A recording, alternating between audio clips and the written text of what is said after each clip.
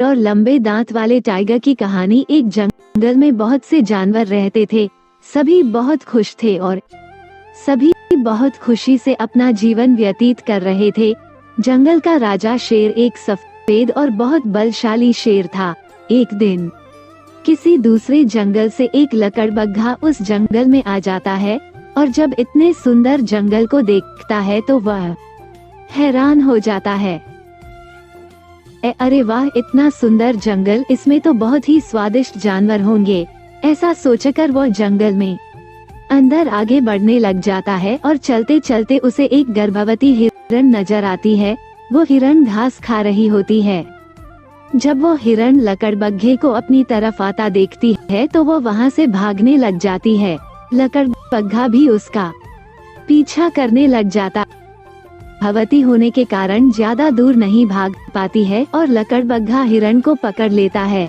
वह बेचारी हिरण लकड़बग्घे से विनती करती है कि मुझे मत खाओ, जाने दो मुझे, मैं गर्भवती हूँ।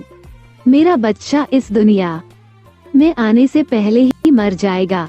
इतना सुनते ही लकड़बग्घा बहुत खुश होता है और कहता है, अरे वाह, ये तो 1 पर 2 का ऑफर है। ये ऑफर मैं तो कभी नहीं जाने दूंगा। लकड़बग्घा हिरण को खाने ही वाला था कि वहाँ पर राजा शेर आ जाते हैं और लकड़बग्घा पर वार करके उसे वहीं पर मार गिराता है। फिर हिरण राजा शेर से बोलती है, आपका बहुत बहुत धन्यवाद महाराज, आपने आज 1 नहीं 2 जाने बचाए हैं। तो शेर कहता है, इसमें धन्यवाद की क्या बात है, हिरण जंगल का राजा होने के कारण अपनी प्रजा की रक्षा करना मेरा कर्तव्य है। उसके बाद जंगल में सब कुछ ठीक चलने लग जाता है। एक दिन जंगल में एक लंबे दांत वाला टाइगर आ जाता है।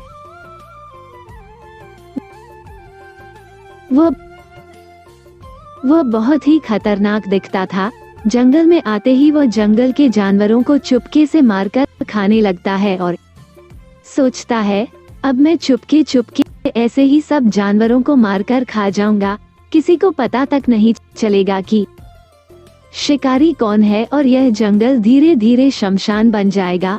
अब आए दिन जंगल से जानवर गायब होने लगते हैं। सभी जानवर बहुत ज्यादा डर गए थे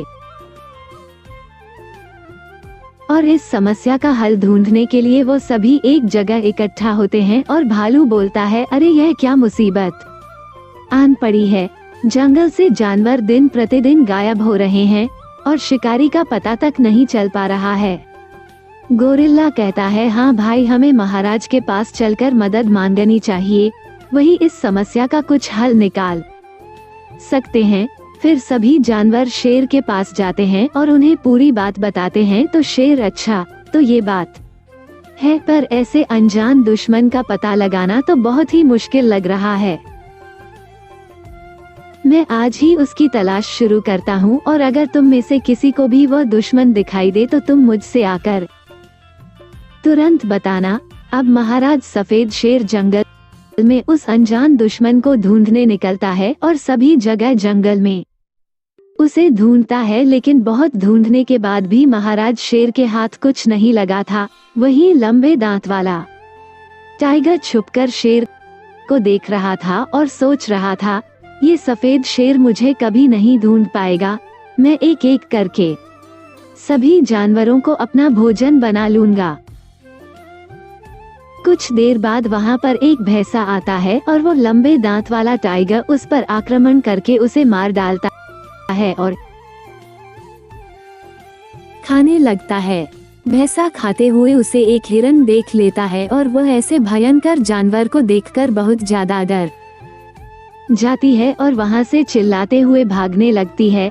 लंबे दांत वाला टाइगर जैसे ही हिरण के चिल्लाने की आवाज सुनता है, वह भी उसके पीछे पीछे दौड़ने लगता है और कहता है, तुम मुझसे बचकर कहाँ जाएगा हिरण, तू मेरा भांडा फोड़गा, मैं उससे पहले ही तुझे अपना भोजन बना लूंगा।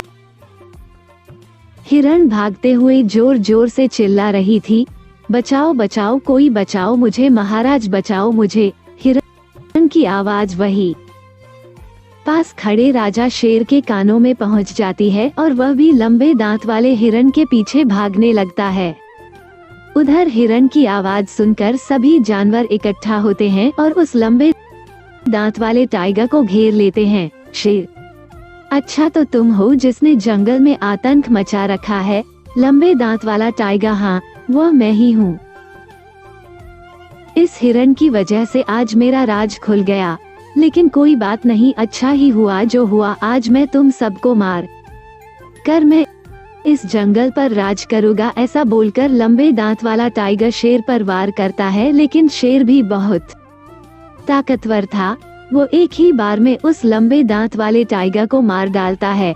जंगल के सभी जानवर बहुत ही ज्यादा खुश होते हैं और अपने राजा का धन्यवाद करते हैं, और अब जंगल में सब कुछ ठीक हो जाता है और सभी जानवर खुशी से रहने लगते हैं।